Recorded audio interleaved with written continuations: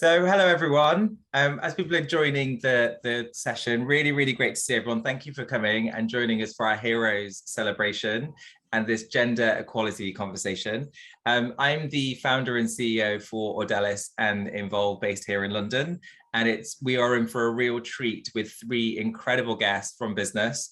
And so excited actually that our number one executive, future leader, and advocate could join us today. It's always such a nightmare coordinating diaries, but we made it work, which quite frankly deserves a high five in itself. So they're all going to introduce themselves very shortly, but I just wanted to just do a little bit of housekeeping and say that we want this to be as interactive as possible. So please post your questions in the Q&A function, and I'll do my best to pose them to the speakers later on. So I'm actually going to launch straight into the intros because we've got loads of great questions we want to ask. So let's start with Megan, if you can please introduce yourself. Hi, I'm Megan Clarkin. I am the CEO of Criteo. I'm based out of the US. You can tell from my accent that I'm not from the US though. I'm a New Zealander, I'm a Kiwi. And I'm just absolutely thrilled to be here and a part of the Involve event. This has been a real thrill for us. Fantastic. And Marilyn? Hi, everyone. I'm Marilyn Lynn. I am from Salesforce. I'm currently the interim leader of our global customer support for the MuleSoft organization. And today I'm actually on a business trip, so I'm out in Southern California, but I'm based in San Francisco. I know we were asked to share a fun fact. So my fun fact is I have called 2 continents, 3 countries, and 6 different cities home. Wow, fantastic. Very international. Actually, Megan, I forgot to ask about your fun fact. Yeah, I forgot about my fun fact. Is that because otherwise, if you don't do it, Keith won't do it. So I want to make sure Keith has a fun fact. Here's my fun fact. I can write backwards and forwards fluently. There you go. I feel like we need to have a demonstration of that. I mean, that sounds incredible. I mean, I'm just thinking how that even works. Maybe when I see you in person in Paris at some point, you can show me writing backwards. Again, and last but by no means least, Keith. Thanks, Suki. It's great to be here. Keith Barr, Chief Executive Officer of IHG Hotels and Resorts. We have 6,000 hotels in 100 countries around the world and about 400,000 colleagues working in our managed and franchised estate. Megan, I'm married to a Kiwi, and so I knew I was going to like you. Marilyn, I've got you beat. I've been on 4 continents already. And my youngest was born in Australia, and then we had time in China. And my fun fact is I'm a passionate foodie and addicted to sourdough baking. And so I bake almost every single weekend sourdough for the family, which has become just kind of a family treat. And it's always in the freezer or the fridge for the kids to eat. Oh, well done. And so are you kind of like the Bake Off? Do you watch that or not? Unfortunately, yes, I was addicted to Bake Off, but I kind of lost when they changed hosts. I kind of moved on. But yeah, exactly. See, I am committed to Mary Berry and the BBC. So they defected channel 4, I was like, I'm not interested. Just change the whole tone for me. Anyway, no, great to have you. Honestly, thank you for joining us. I'm going to launch straight into the questions, and please. People at home, please do post your questions in the Q&A function. So Megan, can I come to you first? Sure. I mean, you're our number one executive this year for Heroes. Congratulations. And thank you. You led 2 major initiatives this year. One of those was the Pay Parity Action Plan, which closed Criteo's pay gap to 0, which is incredible. Yeah. So we'd love to get some key learnings from you that you can share with us so that other businesses can take and hopefully implement in their own organizations. Yeah, look, well, the first thing I learned was that pay parity, it's a systemic issue. This is way bigger than pay parity. And pay parity is actually it's a symptom of a larger issue. And as we sort of addressed it, we unpacked the need for a complete overhaul through the way in which we recruit and retain people. And that might sound scary, but that's the work that has to be done. We have to lean into it. For instance, one of the things that we uncovered was that in the interview process, we tend to ask questions like, what is your previous pay? And so for women, if the previous pay was not at pay parity with the marketplace, then all you're doing is you're dragging a problem forward. Yeah. And you keep dragging it forward and it never ever goes away. So we eliminate questions like that from the interview process, and we make sure that we're rewarding based on the market scale for that particular role, and nothing to do with gender and nothing to do with bringing something forward. So that's just one of many things that in the sort of overhaul we are uncovering that need to be addressed to make sure that pay parity stays at 0, because it's not a one-time fix, which would be thing number 2 to recognize. It's not a one-time fix. Here's the other tricky thing is that it's also, for me, I made the call and closed the gap. But when I speak to other CFOs and ask them why they won't do it, I've spoken to some who are actually women, and they say, well, I know that it's right. Nobody's arguing that. But the reality tells me I can't do it. I want to do it, but I can't act on it. And the reason why is that for big organizations, it's a lot of money. And to justify that is really difficult. And I get that. You know, I run a business, so I get it.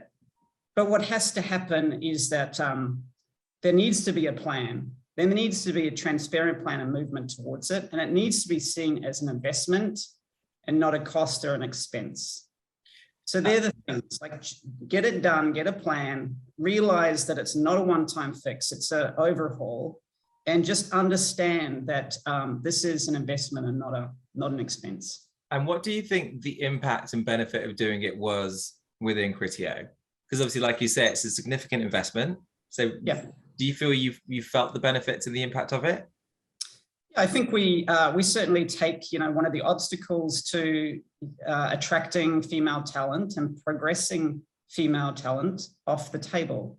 If it is that, you know, we're going to be a place, a destination for women coming into the ad tech industry. And that's a massive benefit to us. Yeah, fantastic. Because Marilyn, actually in Salesforce, I mean, we know Mark Benioff has been incredibly vocal and also driving like equal pay. I remember a few years ago, he basically just threw money at it to fix it. I remember it was all over the business press, like Megan's talking about, seeing it as an investment.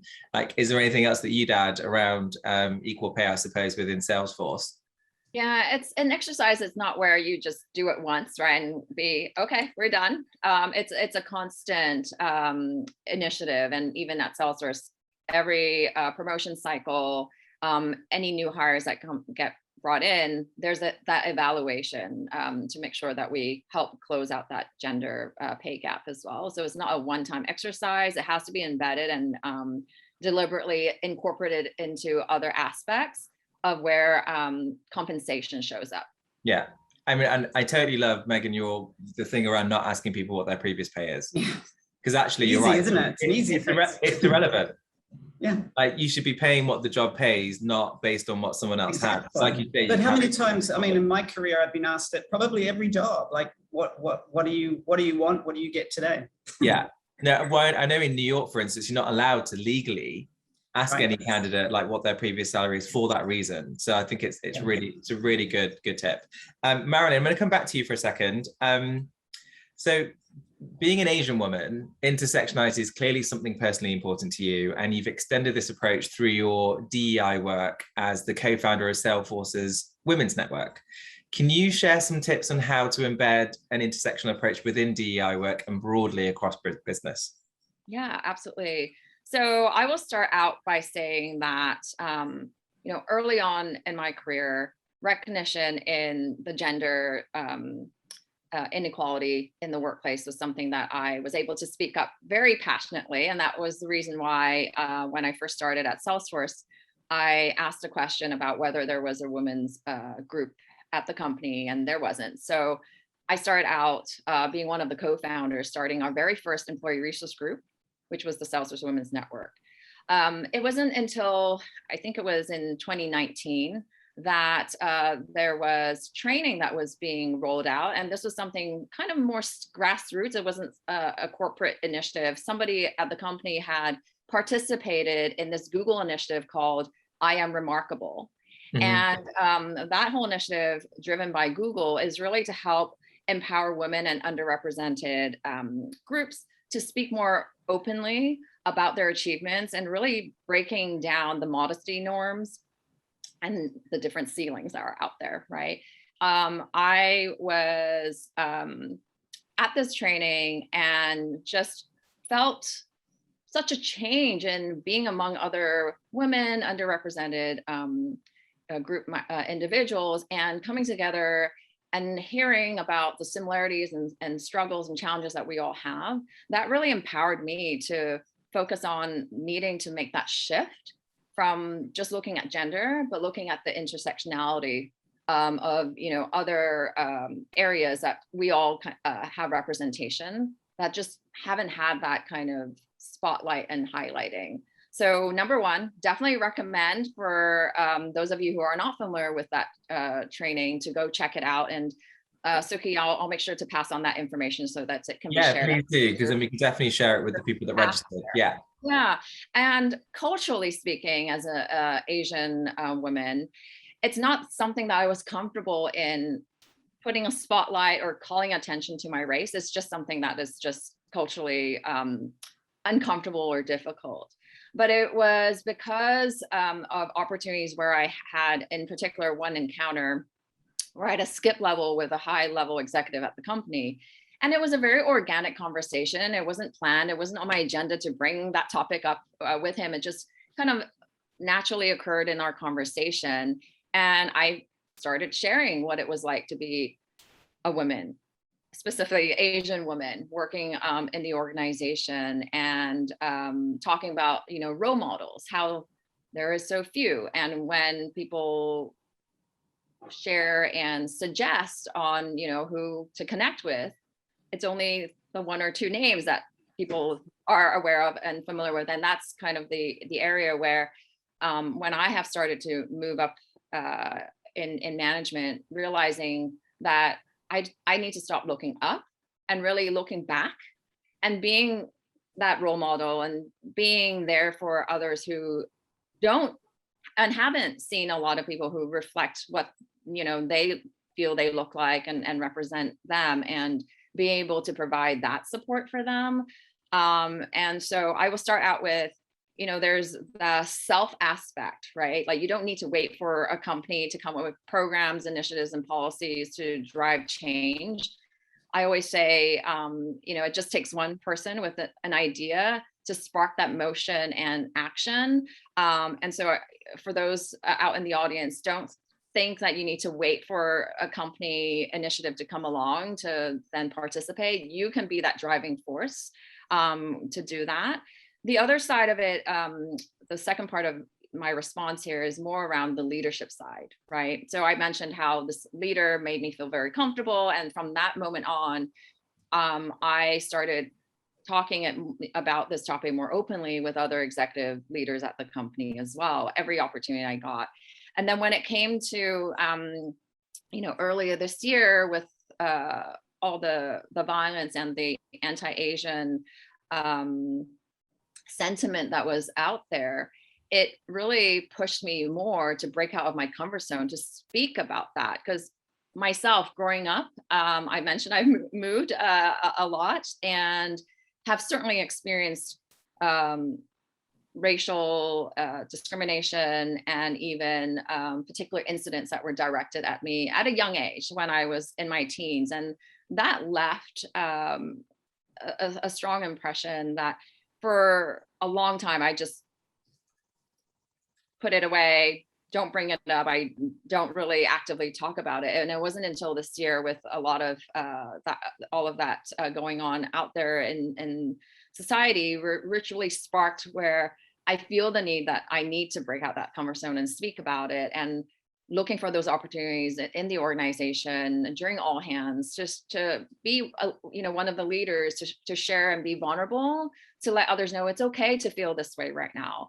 And that we are here to be supportive, to help each other. We are all one big community, and we need to be able to bring our true self to work all day, every day.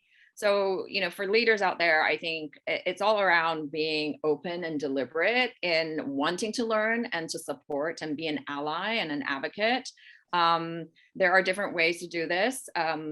Just sharing that you're open to having those conversations and dialogue. Maybe it's skip levels or one-on-one conversations, creating an open space for what we call listening circles and inviting groups of people to come. It's individuals who want to share, or it's allies who want to come and learn, and making sure that everyone knows it's a safe space and creating that opportunity for people to bring that up. And if,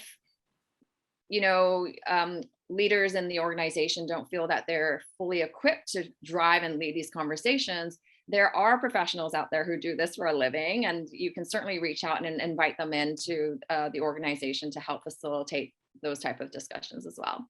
Absolutely. Well, I'm sorry to hear about your experience with the discrimination and prejudice, and know that we are all by your side. On the positive, I want to say one positive thing where I watched that new film, Shang-Chi and the Legend of the Ten Rings, this weekend, and just seeing like all that Asian representation in like a superhero film was incredible.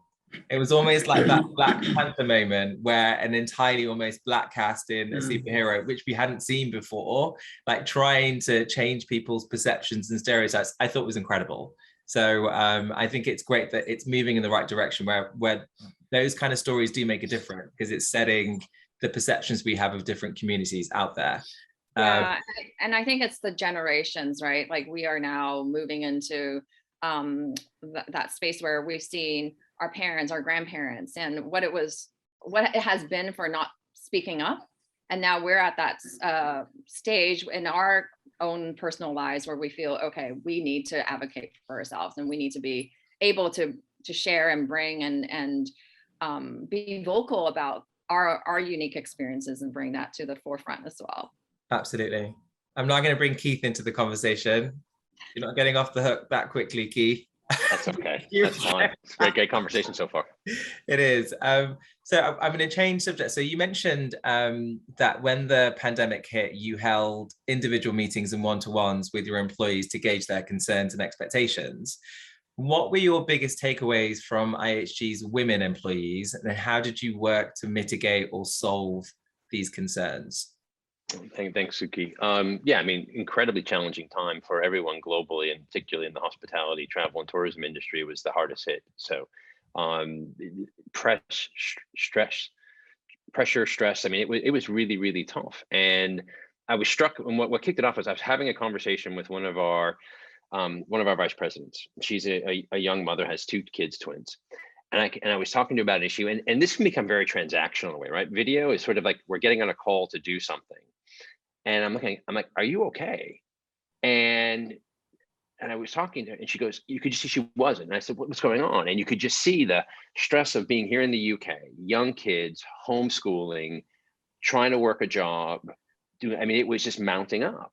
And I realized I'm not having the same experience, right? I have 2 teenage daughters who are sitting in the dining room, self-educating. They're not 6 years old, where she's trying to juggle an important job and looking after kids. And I'm like, this can't be a singular experience. This has got to be happening all over the place. And what are we going to do about it? And I think that was the first aha moment for me, which was they were afraid to speak up and saying, this is really a problem. And we have to create a culture where it was. And so I started doing company-wide calls every month for all of our employees.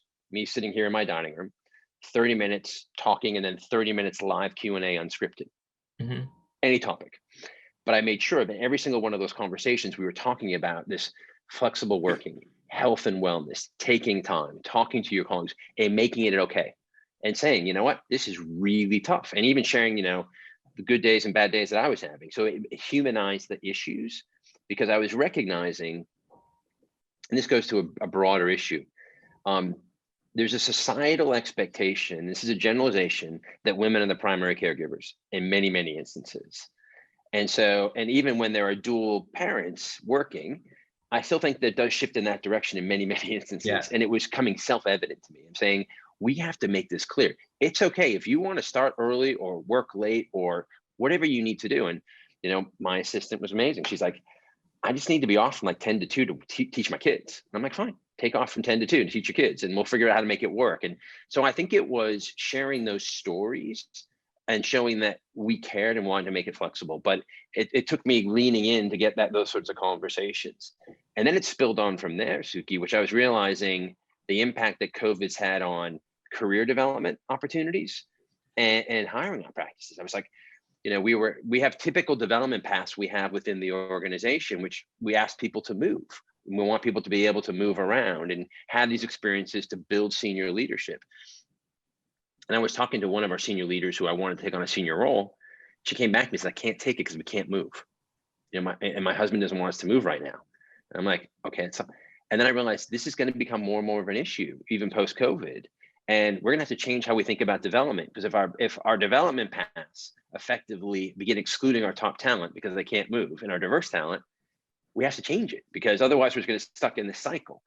And then the last thing was just being creative about how we think about roles. You know, I was thrilled the other day. I walked into the offices and saw some new joiners in our sustainability area, and these two incredibly impressive women. And I was talking to them after the meeting, and I go, so you both goes, no, we applied together. And I'm like, what do you mean you applied together? We're job sharing. Yeah. She's got 4 kids. I've got 2 kids. We both live in the same area. We commute here, and we're doing this job together. And we've known each other for years, but we decided to apply together. I'm like, this is amazing to see, right? You know, that fact is that we've created an environment where that can happen too. So I think just it's made me realize how much we have to change our thinking about how we look at roles, career development, the flexibility and the culture that you create. I think you're completely right, Keith. And actually, just going off script slightly, because you've raised a point here about with the whole return to the office. I'm not going to say return to work, because everyone's been bloody working twice as hard, quite frankly, and I think it's the wrong language to use. Yeah. But you know, returning to the office, women are probably going to be disproportionately impacted because they are largely the primary caregiver for children. That they're probably not going to be in the office as often as their male counterparts. And if you think about that visibility of being in the office and creating projects and opportunities to progress, and this is for all three of you actually, I'd be very interested to get your perspective on that, and what kind of solutions can we implement to mitigate that, to ensure that women aren't falling behind when it comes to climbing the career ladder. I don't know, Keith, if you've got some comments on that. Yeah, I mean, I think there's 2 things. I think it has to become cultural, and my view is I like storytelling, Suki, right? And so like I regularly, when I'm talking to the organization, I try to make it very personal. So I talk about the fact that I'm leaving work at 3 o'clock today to go home because I've got calls tonight, so I can go home, cook dinner for the kids. Yeah. And reinforce this behavior, saying CEO of the company, you know, 51 white male leaving home to go cook dinner for the kids, because I'm a passionate food guy. But getting that message out culturally and continuing to reinforce it and role model it. Because I said to the team, if I start showing up 5 days a week in the office, people are not going to work from home. They're going to feel like they've got to be in the office to be present, to be recognized and noticed. And so in creating those environments, I do think we're going to have to feel our way through it, though. I don't think we have all the solutions yet of return to office. I mean, we're only 6 weeks into it, and we're finding a lot of things are working well. Some things aren't. But I think we have to make sure that fundamentally that portions of our teams don't get left behind because they're making the right choice for them personally, and recognizing this is outcomes, not about output. This is about delivering what you need to do in a different way, and not be just focused on being in the office when the boss is there and leaving after the boss leaves. I think it's great that you as a male leader are role modeling that kind of leaving early flexibility, so that people will follow what you do. You're the culture carrier in the organization, as is Megan and Marilyn. Megan, any thoughts on this topic or on this question?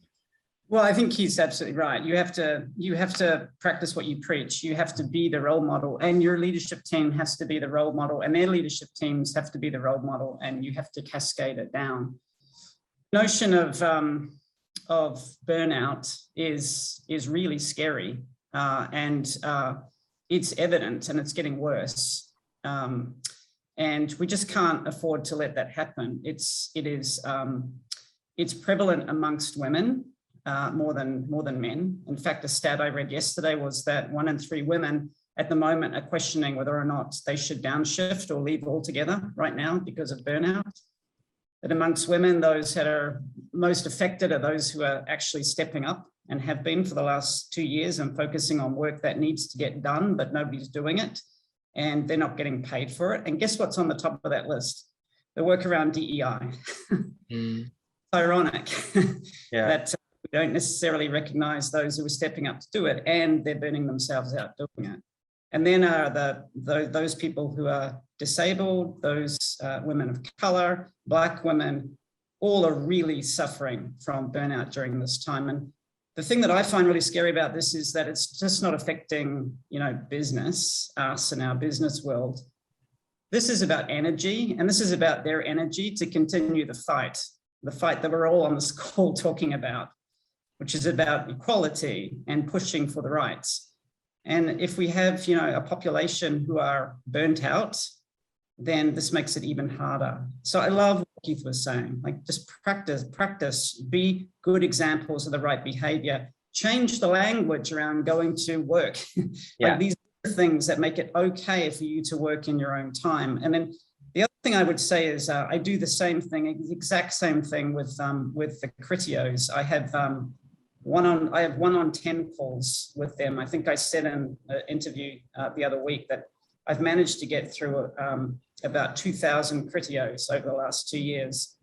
And it's fascinating. And to see them in their living rooms when they're talking to me and their kids are crying in the other room and saying to them, actually, you might want to hang up, go talk, go work on your little one. It just makes a big, big difference for them to see that coming from me, it's okay. And for me to understand, I think most importantly, their boundaries. Like when am I pushing it too hard? When are we as businesses pushing them too hard? We talk about flexibility, granting flexibility, but let's also try and understand what their boundaries are when we need to stop. Yeah. This one needs to be solved. Suki, can I give you one practical thing that we do? Please, yeah, please, absolutely. And I'll be very quick about it, but it's some of the things that people probably remember me for my career versus everything else I did. Last May, bank holiday in the UK fell over the Memorial Day holiday in the US. And it was the first quiet time since the pandemic had started in the company. And everyone took a deep breath. And I was like, we're on to something here. And because we were finding that people weren't taking vacation days and taking time off because they couldn't get work. And I said, we need to find quiet time in this company for people to feel it's okay to be away from work and just stop. And because they're just trying to catch up on the weekends on personal stuff. So we created recharge days about once a quarter, sometimes once every 2 months, where we gave everybody globally a day off on a Friday and said, no emails, no work, nothing. And it was one of the most giving people energy where people just going, wow, you really care, you get it. And we just had one a week ago Friday. And I walked in the office on Monday and people, what were they saying to me? Thanks for the recharge day. I did a skip level meetings with our managers and directors today. And Merchant said, thank you for that. We really appreciate it. It's amazing how something as small as that can give energy and show you care and also create even more productivity out of the company. And versus people saying, oh, we're giving people time off. I'm like, you're not giving them time off. You're making them better. And making them more productive ultimately. So that will pay dividends in itself. So is that 1 day a year, or were you doing more than 1 day a year? No, we did I think 4 or 5 last year, and we've already done 3 this year. And I think Keith and I must work for the same company, because I have one tomorrow, Keith. So white day tomorrow. So I think we should do, yeah, exactly. I think great minds think alike, Megan. and this is in addition to their vacation time. This is right. This is a company-wide day off. Yeah, and you're saying, once a quarter, and we try to time them out, going, okay, well, there's a holiday here, so we don't want to put it close to the holiday. We're going to get it off, so it's clearly feels like another long weekend where people. Now we adjusted for the Middle East and places like that where they work different days, and we've been flexed by market, but it's a quiet time in the company. But I think we've been doing the same as well. We started out so that each team and globally can figure out by region also because of particular holidays. But it's for us, it ended up being every month, and they saw how effective it was for people that we've been just continuing on with it as well. Fantastic. But I think it's about also what Megan said about creating those boundaries. Because also with the remote working and the pandemic, you're almost living at work at home and trying to create that. Like I just came back from a holiday in Mykonos, and for the first time in 18 years, I actually turned the emails off on my phone. I've Never done that in 18 years. And I didn't check any social media platform for 10 days. And it was incredible just being away. But it relies obviously then having a team that you can trust to make sure things are being managed. And I think it's just creating those very clear boundaries that you are taking time off. And I do feel like now we're almost 18 months after the first lockdown from last March. I do feel people are now getting more comfortable to take vacation and to separate the two. I'm definitely seeing that across lots of different companies. Suki, if I can add to the previous question, you know, definitely the flexibility, there's no one size fits all, and really helping each individual figure out what is it that they need to help balance out what's needed at home versus, you know, what's needed on the work front. And I will say from the pandemic standpoint, if there is a silver lining to all of this, is that it's really basically we've been invited to everyone's living room, right, essentially, or home office. And it's been exposing what's already been true this entire time, even pre-pandemic. As a mom, I have 2 young children. My son's actually turning 7 today, my oldest, and my youngest just turned 4 last month. And so during this pandemic time, definitely dialed it up like 10 notches in terms of how it had always been, and just balancing out being a working parent, having, you know, the professional career. And I think with the pandemic and the spotlight, and as a few of the others have mentioned, seeing what it's like at home, the balance of taking care of family, trying to get the, you know, work done, etc. I'm hoping that will help for companies to realize that there needs to be more that needs to be done to support working parents, and also for those who have to help take care of their own, you know, parents as or other family members as well. And one other point around, we need to start helping break down the gender norms, right? The fact that women are having to drop out and feeling like the ones that need to step back, we need to really help drive more of that awareness and momentum. And love hearing about Keith being a role model around this, and showing that as a father, right, being able to head home early, helping make dinner, and we need more of that, to share in on the fact that it's not always having to default to the woman, the mother, having those policies in place. For example, for us at our company, we have a parental leave. We don't call it maternity leave, it's parental leave, because fathers can also take it as well, and it's the same amount of leave. It's no different. I know some organizations have it, but you know, the length of time is different depending on if it's the mother or the father. Absolutely. And again, yeah, this is when language is really important to change those stereotypes. We've got one question here. I think it goes back to the beginning of the conversation about gender pay parity, from Jamie Robleto, who I think is in Costa Rica. Wow. So how can we really make a change in the salary gap among men and women without begging about it in our organizations? Megan, did you want to take that? Oh gosh. Well, I think the leaders in the organizations should be taking the initiative.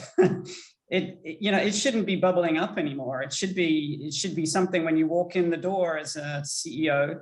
It's one of the things on the list. Are people being treated fairly? And as I said, this is the pay parity is a symptom of a larger issue, but there's so many things that need to be looked at to make sure that people are being treated fairly. I hate the thought that there's associates inside of a company begging. Yeah. Treated fairly. I mean, that just makes me incredibly sad. It is sad, yeah. As a CEO, my job is around making sure people are respected and treated fairly. But I'd also say, Megan, like with you and Keith as CEO, you two are both very inclusive and enlightened CEOs. Yeah. Not all CEOs are necessarily the same. So I think as a CEO, I mean, what advice would you give someone like Jamie if they are going to be knocking on that CEO's door when they know they might not be as receptive, not even just with gender pay parity, but maybe inclusion interventions generally? Yeah, look, I think, and I've been there, so no mistake. And sometimes it's just a question of being persistent. Sometimes it is a question of putting in a whole bunch of work to validate the ask and give evidence about why it's good for the organization. And sometimes it's about getting a groundswell of support and allies around you to support you. there's all different ways to push it.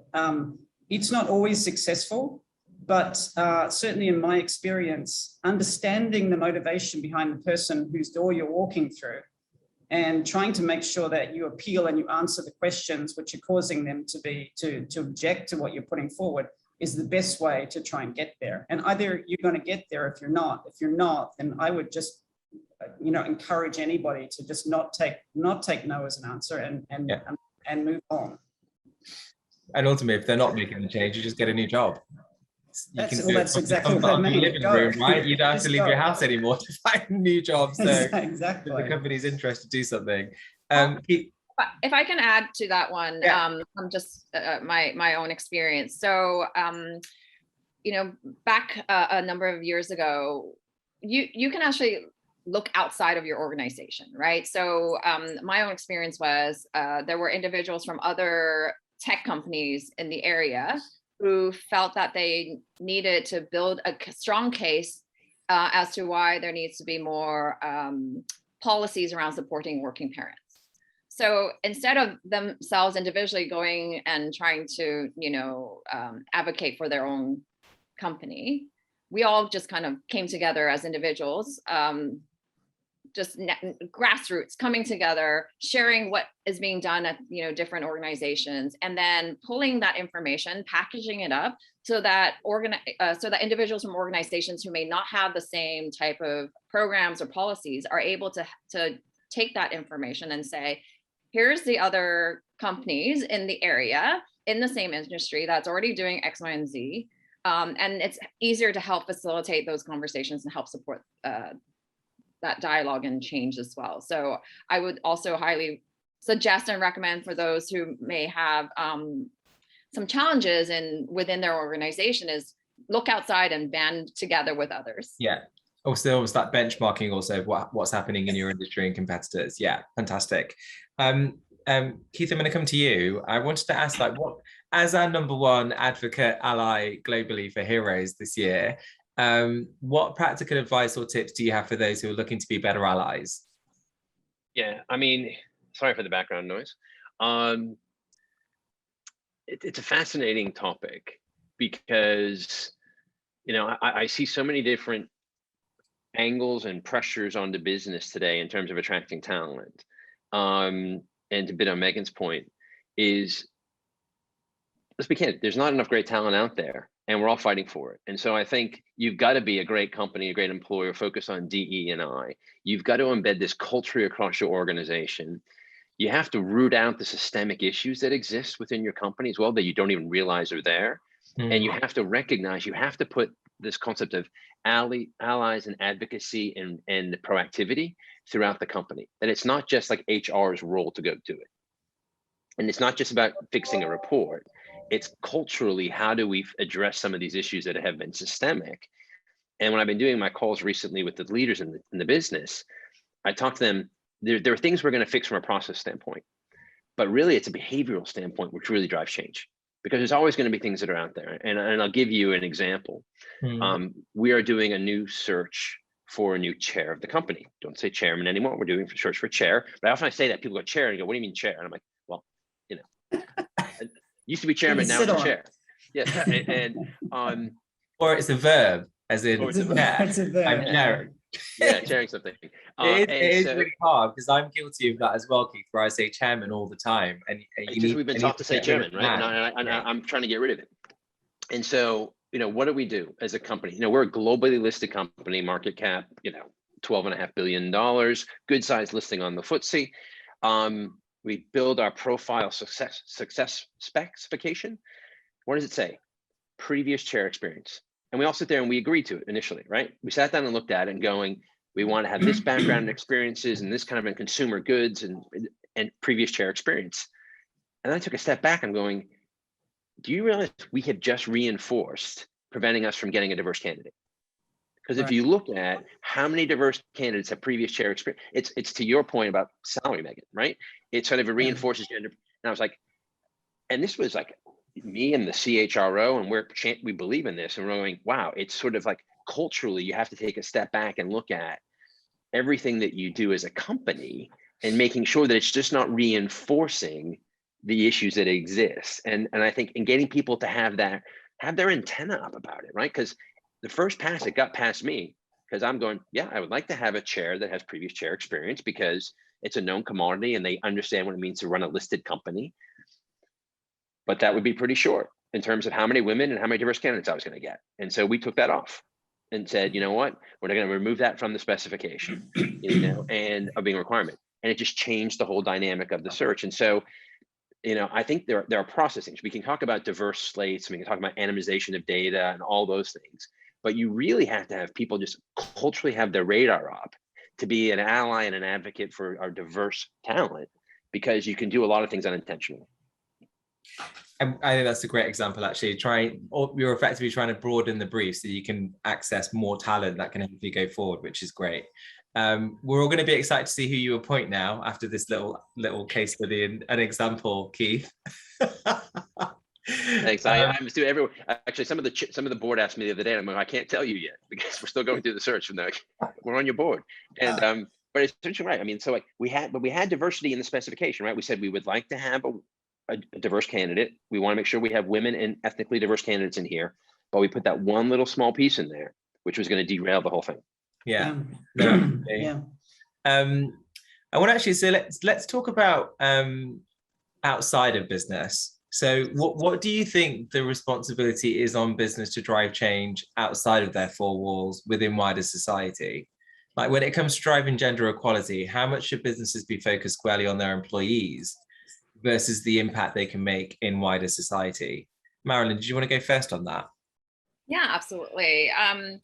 You want to help also structure and support an external community that's reflective of the community that you want to bring and foster within your own company. So I think for companies to go and extend out and support programs or build out initiatives that help drive, for example, with the youth, community, focusing on, because I'm in the tech space, so focusing on like STEAM or STEM topics and providing more opportunities for those who may not have access to that type of education or exposure to it, and just driving more opportunities for them from an early stage, getting them interested, excited about it, learning more, and providing that path for them to see, there are opportunities for them to in the future get into a job or a role or in the industry related to that field. So I think there is an aspect of it. It's not just focusing on the internal, the employees, but branching out to help support and build out that community as well, as to provide those type of opportunities for those to grow who may generally not have that exposure. Well, actually, I mean, even in Salesforce, I mean, was it last week or this week where Mark Benioff very publicly stated with the Texas abortion ban and saying publicly the support that he gives to employees within Texas in terms of relocating them should they need that kind of support. I think it's that not sitting on the fence and taking a stand, which I think is quite important for others to follow. We'd be very interested to hear your perspective on helping wider society from a business perspective, Megan. Look, I'm a firm believer in think globally and act locally. And I think if businesses clean their own behaviors up, really focused in on fixing it internally, with a mind to ultimately have that be part of sort of a bigger global movement, if you like, I think that would be incredibly powerful. If everybody just did better than what they do today, that's a start. I think that there's businesses that fundamentally should be stepping up and doing much more on a global level to change this conversation. Mr. Zuckerberg has access to a social media platform that has the ability to educate trillions of people. It's just incredible to be able to promote respect and love rather than disrespect and hate. And so, I would challenge the big companies that have access to a lot of people to really use it for the greater good. Then there's every other company. There's companies that are 2 people to companies that are 200,000 people. And if all of them, including mine, continued to get better and better and better in this area, that would add up to a whole lot of great. As well as that is to push that initiative outside and make sure that they're influencing everybody as well. I just think there's a movement here that that has to start from within. It has to start locally, and it'll have a much bigger influence globally than just piecemealing, trying to, at worst, do some stuff to say we're doing it or to tick a box. I think we have to lean in on it, take it extremely seriously, come from within and push very hard towards outside. And I think all of us have a personal responsibility to use the platforms that we have. I mean, I'm on this amazing panel today, and I want to thank you, Suki and Invol, for allowing me to get onto this platform to say what I think and to say it on behalf of myself and the company that I represent. And really, hopefully, give some ideas and some thoughts around how other companies can do things better, or associates can help their companies do things better, and everybody take responsibility for this. I think it's, you know, it's up to all of us, again, both internally and externally. One last thing on this is I'm a public company, and when we hire people, they're putting the pressure on us to show what we're doing in areas outside of our organization. CSR, our work there is like being focused in on, as do the NASDAQ. Ask me what I'm doing in certain areas around corporate social responsibility. And I think that's fantastic. It's just for all of those institutions and the people that are coming to my business to lean in really hard and force us, push us really hard, I think I'm all for it. Fantastic. And Keith, anything to add from your side in terms of, I'm not sure what is other things IHG are doing to support wider society when it comes to gender outside of business? Yeah, I mean, Megan made a good point. I think it's about a balancing of the internal versus external, and leveraging your platform versus having an impact on the things you can directly control. And so I think you've got to clean up your own house first, right? Fundamentally, and saying have the biggest impact.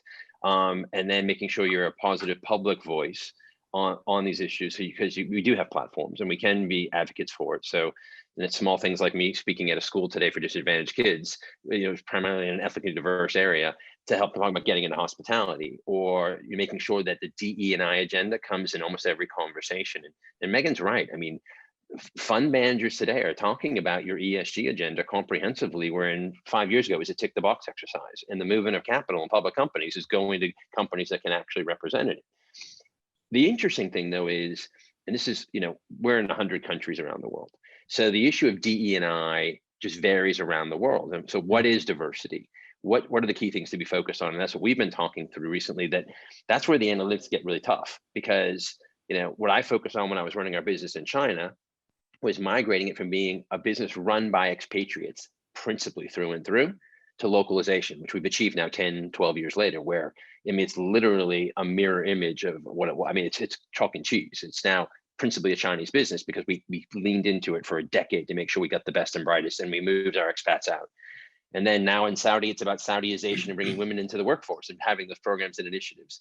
In the US now, we're fairly good on gender. We're missing on ethnic diversity, and our Black colleagues and Hispanic and Asian colleagues are underrepresented. And so I think it's really understanding what does the DE&I agenda need to be in all the different markets where you're operating to make you collectively a better company. And you can't just talk about it as there's one thing we have to do, because it does vary market to market, and be willing to take public stances on issues at the right time on the right issues.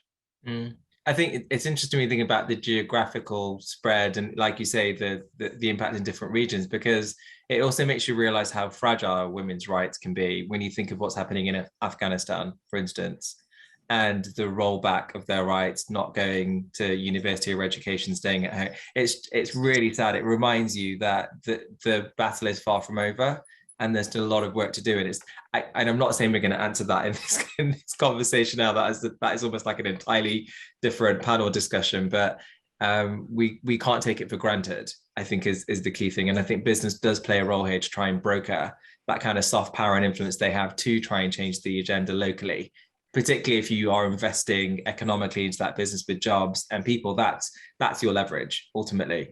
I'm conscious we've got 8 minutes left. We've got a really good, Jamie is killing it with the questions. There's a good question from Miz. I don't know who's going to take this, but I do love the question. How do you deal with a closeted misogynist in an organization? I'm very interested to hear who wants to take that. I don't even know who to put that to, but who has dealt with a closeted misogynist? Oh, I'm sure I have. I'm sure we all have. But look, as a member of the LGBT plus community, maybe give it a go. It's funny that Jamie called them out as closeted. Yeah, because they're not always that not closeted, always, aren't they, quite not frankly? always, yeah. Yeah. Look, these things, people act out of fear and insecurity, is my experience. These actions from this person is mostly related to their fear and insecurity. They're not the actions and thoughts of the majority, usually. So, that's the obvious confront and try and work out where they're coming from and what's wrong and try and patch up the relationship. And sometimes you'll never get there. Where they're coming from is sort of a belief system that is not yours. Agree to disagree and not be friends. But probably more importantly is to align with your allies and work to make sure that that sort of behavior is eradicated from the company. Now, I don't know if it's a personal question and he or she is talking about a friend or if it's somebody within a business, but either way, you can't, allies and a groundswell effect can usually weed out really bad, disrespectful behavior. And I would see it as just that. Please do not take these things personally. I mean, wouldn't you just want to fire them? Like there isn't a place for misogyny. Well, ultimately, I mean, if you're being bullied, then you can't necessarily do that. But you can use the systems at B to make sure you highlight it. That's absolutely true. If it's in my organization, I have zero tolerance for behavior like that, and I have an organization of 2,800 people, average age of 31, and I tell you, they'll call out something like that in a millisecond. It doesn't happen. And like I say, the key thing is there has to be consequences. Totally. Like it can't be left unchecked almost. Keith, anything you'd add dealing with the misogynist? Well, closeted or not, actually just dealing with the misogynist. The ones that I have found to be the most challenging, and maybe that's why closeted is what they mean. There's the explicit misogynist who you eventually can get rid of. Yeah. It's the hidden misogynist, which I think is the real problem. Oh, I thought they meant sexuality-wise hidden, not somebody hiding their misogynistic behavior. No, actually like sexist hiding their behavior, not LGBT. I don't know which way it is, but I interpreted it as somebody who is like a because I've seen individuals who really don't realize they are misogynists and how damaging it can be because they have such an unconscious bias and there's such a blind spot to it, and it's very damaging to the organization because like it says, the bad actor over there, and eventually we're gonna tackle that bad actor and get him out. This person actually doesn't know they're a bad actor, and doesn't realize it deeply, and it's really having to coach them and understand it. I mean, I was just on a call the other day, and to your point, Megan, I was doing a skip level conversation, multi languages. And somebody said something who's not a native English speaker. And a bunch of the English team took it as a very sexist comment. Now, I didn't, because I took it as English is a second language and he didn't mean it the way it came across. But I realized I have to go back and talk to that individual saying, hey, this is how it was perceived, and have to go back and have, because I think he would be aghast if people thought of him that way. Yeah. But he didn't think about it. Now, I also am very sensitive to the fact that I can barely speak English well, let alone speaking in a business meeting in a second language. So I have to give him a bit of credit, but I also need how he's perceived. So I think that's where we have to be careful of, is those hidden misogynists in the business. I think a culture whereby everybody feels like they have a responsibility to do that, to call people out for an unconscious bias, is the ultimate. Yeah. not left to one or two individuals. It's certainly not left to the boss. Everybody checks answers. Absolutely. And I think, sorry, if I can add really quick here, it's also, you know, setting that environment and having programs in place for people to be able to speak up around that. Like how do they actually bubble up these type of situations and get the attention needed to address if they don't feel comfortable confronting that individual, for example, like how can we provide that space for them to be able to share? Because if those type of experiences aren't made known, it's really hard to address. And I think it also ties into looking at it as providing training and education around microaggressions, because some individuals may not even be aware that this is something that they're projecting and doing that, you know, has caused discomfort to others and marginalizing other groups. And it's just, instead of honing in on a particular individual, it's driving the awareness, you know, more broadly and providing that type of training and awareness. Absolutely. I mean, some people might not even know what a microaggression is. This is the problem with D&I, is that we use a lot of terminology that we assume people know what it is, and actually a lot of them don't, particularly like the squeezed middle, who are, because the top are delegating so much because the top do less and less work, you know, in their ivory tower in their office, that the squeezed middle have all the work to do, and then they're trying to do D&I on top of it because that's being pushed on them too. So it's something we need to be really mindful of. But I'm conscious we have literally 1 minute left, so I really appreciate you all joining us today, particularly our speakers. I mean, please continue flying the flag. You're all #1 in the list for a reason, because you do amazing things for women globally. Thank you so much for everything that you do.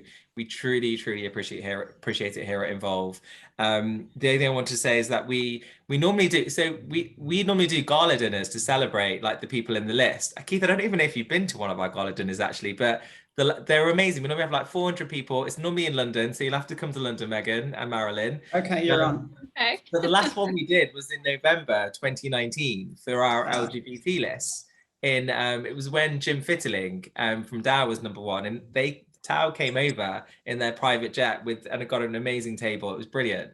But we're going to do we're almost like an intersectional Involve gala in February, because now the restrictions are lifting, life is returning back to normal. We're going to host it in February, date to be confirmed, but we're going to bring outstanding, empower and heroes together, because we think it's more aligned with intersectionality of the future, which is what we're about. So we'll be releasing details of that, so you can go, and we hope to see you all there in February once we've got the date. And thank you to everyone for joining us, and we will have the recording of the link. We'll email it to everyone. It will be on our Involve YouTube channel. But all it's left to do, thank you very much for joining, and thank you very much to our speakers. I wish you all a really good evening or day wherever you are in the world. Take care, everyone. Bye.